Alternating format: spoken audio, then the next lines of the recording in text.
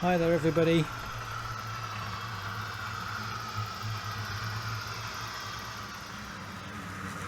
Welcome back to Fairview.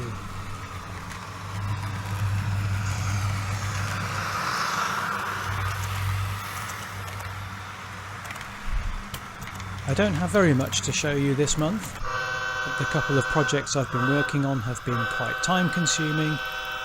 So let's get straight to it and show you a couple of new things and the progress I've made on the layout this past month.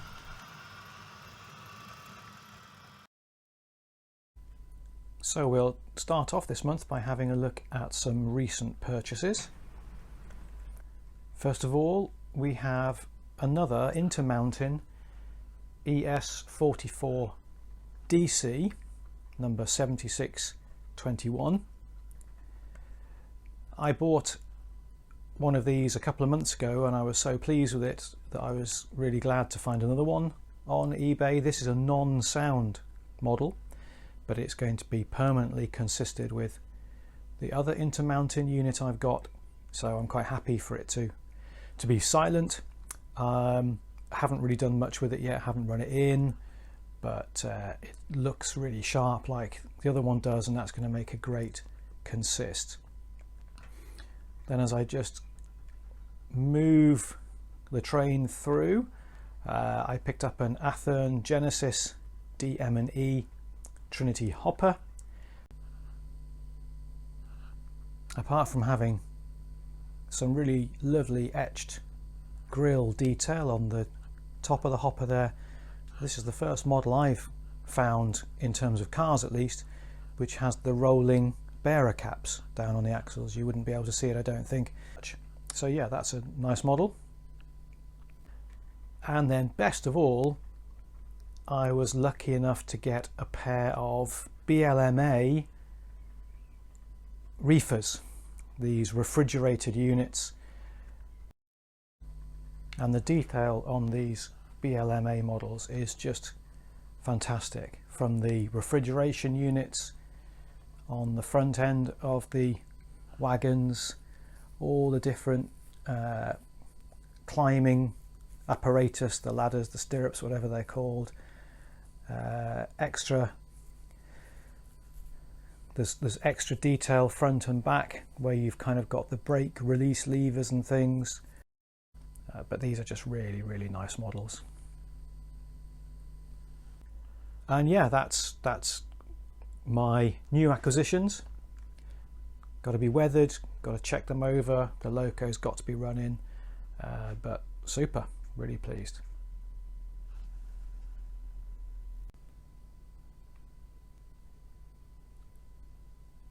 So finally, I just need to show you what's been going on here at the northern end of the layout, the area called Fairview Heights. I've been fixing down roads in this corner, still not painted up, and beginning just to block in some scenery. Trying out this idea of using brown paper, which is then coated with a layer of PVA glue to provide at least part of the shell. I'd already mentioned before the progress I was making on my motel area. That's now pretty much done. I've weathered the car park, still got to do some more signage and details, curbstones and so on and so forth.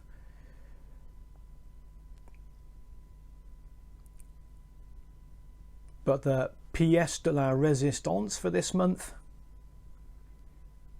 as I pan round, ta-da! I've finished the rock formations, which are going to effectively kind of be the signature of this end of the layout. The reason why it's called the Heights. Really pleased with how this is turning out. It's still not quite finished. I've got to get a lot more trees. In fact, I'm going to come back to the topic of trees in another video, because I've got to do some more work on getting trees full stop. But yes, I mean, all looking pretty good. I'll talk over some images that I shot during the different stages of this. But once I'd set up the shell of foam that you saw last month with the brown paper over the top to give the basic topography, it was a case of blobbing on plaster of Paris, and then as that started to dry out, shaping it, moulding it into the very rough rock formations, then beginning to carve and scrape and chip, putting in all the sort of the strata and things like that. And then once that was done, the standard, woodland scenics type principle, albeit I use my own acrylic paints, of just multiple washes. They always say you can't go wrong with this. Well, actually, to start with, I felt it came out much too garish, so I've toned it down a few times. And then actually, as well as the washes, for me the final stage was dry brushing of one unifying sand colour. But I'm really, really pleased with it. Each time I do some rocks for the layout, they seem to come out a little bit better, which I guess is the whole point of practicing all these techniques. I've had to move, you can see it in the shot there, I've had to move my electricity substation to this side of the tracks, because in the end the rocks have taken up so much of the area behind the railroad itself. I'm not entirely sure that's going to be a permanent thing. It might just be a little bit too busy at this end if I do that. But anyway, the substation can sit there temporarily at least. And of course, as you can see, I didn't get much work done on the flyover. So that's going to be next month's project, really, is to get the flyover painted up and detailed and sitting across that scene. Once all that's done, I need to finish off the terrain, the landscaping around here, put down ballast around the track because it's not ballasted everywhere, and the usual kind of fluffery. Oh yeah, sorry, the one other thing, hopefully you can see that the backdrop there is just temporary. It's just a random area of Colorado. I can't remember exactly where I took it now off Google Maps, and at the moment just sellotaped together very, very roughly. But I'm quite happy with how that looks, so I think I will in due course print that out properly and see if I can't even get kind of a shot looking down a freeway to put there as well, to give the actual road a bit more depth. But really super pleased with how this end of the layout now has turned out.